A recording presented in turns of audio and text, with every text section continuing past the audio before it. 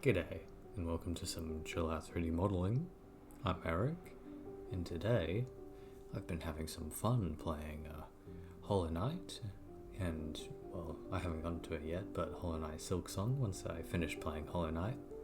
But I've decided, why not make Hornet from Hollow Knight? She's a remarkable character, very simple but very effective. And also maybe a good time to make a video about this so I can get a $1,000,000,000. Now with this model, like some of the other models I've done, I'm going to be using a low poly gradient map style. This effectively means that I'm going to be aiming to use as few polygons as possible while still conveying the character, and with this character in particular that won't be too hard. But I'll also be using a gradient map texture style, which means that I will have this set of colors and each of them has a little gradient on them from dark to light. This way that it's a way of adding like a little bit of texture to the texture, even though I'm only dragging and dropping the corresponding UVs onto the color that I'm going to be assigning. It's a very simple method that anybody can use, and I highly recommend if you're starting out with 3D modeling, because anybody can do it. You don't have to think about the complex UV unwrapping. That is so confusing sometimes, especially when you're starting out. You just want to get the basics working. So make a nice little character. Don't worry about the colors. Just drag them onto the gradient map. That way you can work on actually modeling things and not worry about the colors. You can do complex colors and 3D modeling once you get the hang of the actual rest of the 3D modeling stuff. There's always time, and it's better to have fun and learn while having fun than hate it and never do it again. At this point, I'm working on the most vital part of the character, her mask, as it is her whole character. Without the mask, she's just a stick figure in a cloak. And this is mostly like all the other characters really. They have a key feature that's really like their own iconic feature. Like the I forget their name, but the little kid with the bell and the stick. The bell and the stick, as well as his little hat, make the character. Even though, like, you might still recognize them without them, it really pulls the character together with them. That's also a great note on making a character.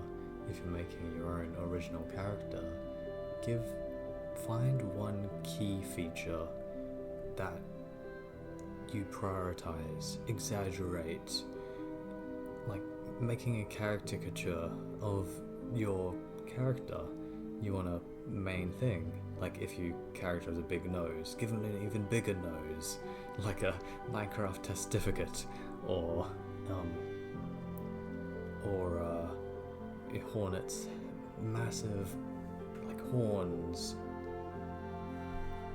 It's a key feature, and you want to exaggerate it as much as you can to the point that it draws the eye. Now, some of you may have been wondering, where the hell have I been? That's none of your business.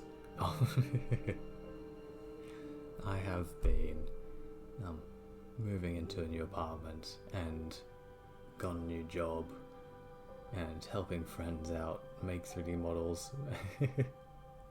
And I've been kind of putting my YouTube stuff and social medias to the side.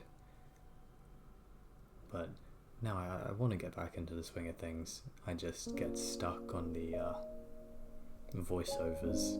I have 2 other projects that I have done a little bit of the voiceovers on, of a character that I made for a friend of mine. I made that profile picture 3D, and then I've also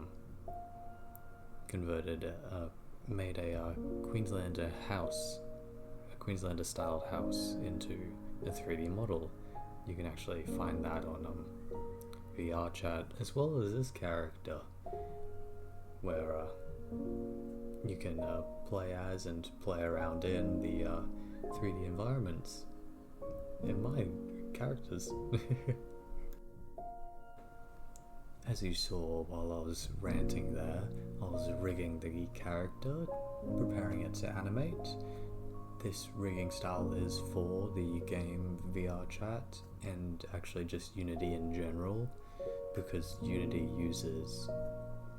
has some strict rules around like what makes a character a humanoid, which it's a little silly, but if you can make a character fit in the humanoid options, then then you'll be able to use it in programs like VR chat, where they need it to have the humanoid trait to work. Now you can see here, as I'm rigging it and adding all the extra loop cuts that are needed when making a character, just to give it some better movement. Otherwise, if a character doesn't have enough loop cuts, the arms will tend to morph in strange ways. They'll lose mass, which isn't something that happens in the real world. However, if you don't have enough polygons, it'll become obvious that it's losing mass. I'm also making the needle that Hornet uses as a weapon. It's a very iconic little weapon. Considering her small size, it befits her. But I also, as you could see, I'm just dragging and dropping the UVs onto the gradient map, not worrying about fully unwrapping them or anything, because this character won't have any lighting baked onto it or anything like that. It doesn't matter. Now we reach the hard part for me to talk about the nitpicking and slow finicking that I do.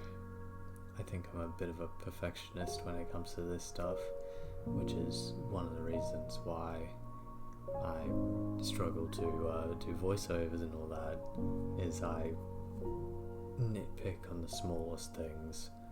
I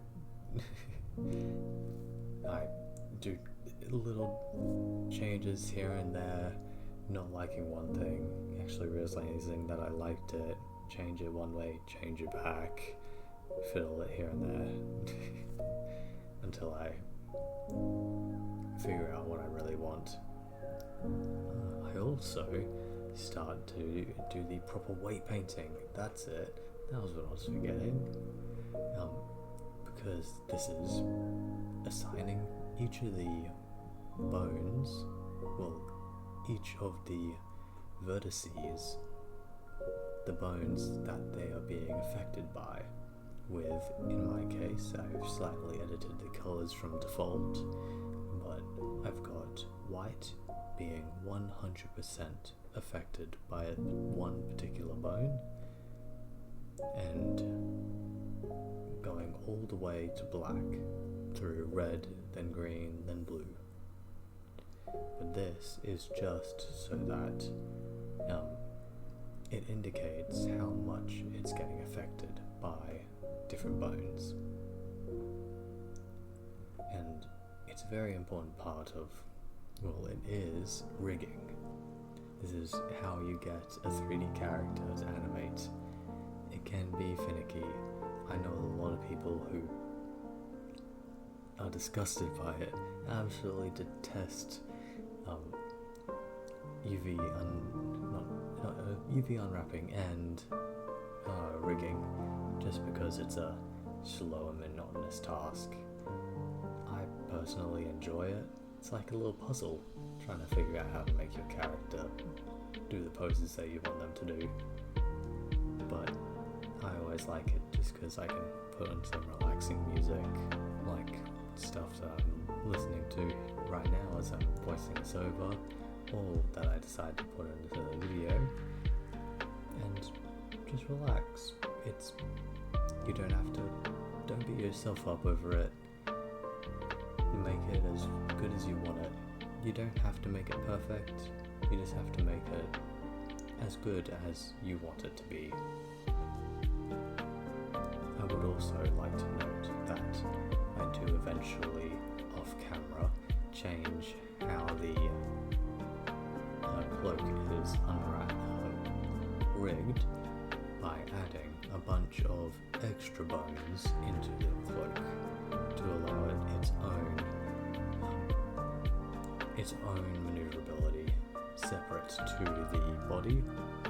This isn't as good for games necessarily, but it's better for animation, and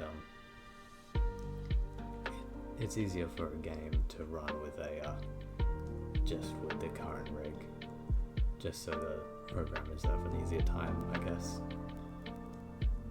out of my own experience. But it looks like we're just about out of time, as I'll swap over to the final renders. I present to you with 800 triangles and 200 bytes of texture size, a low poly Hornet from Silksong.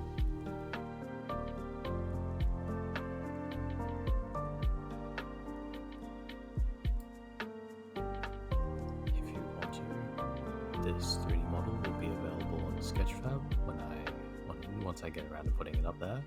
I should have a link in the video in the description somewhere, if I remember to put it there. And thank you very much for sticking around till the end of the video. It means the world to me, and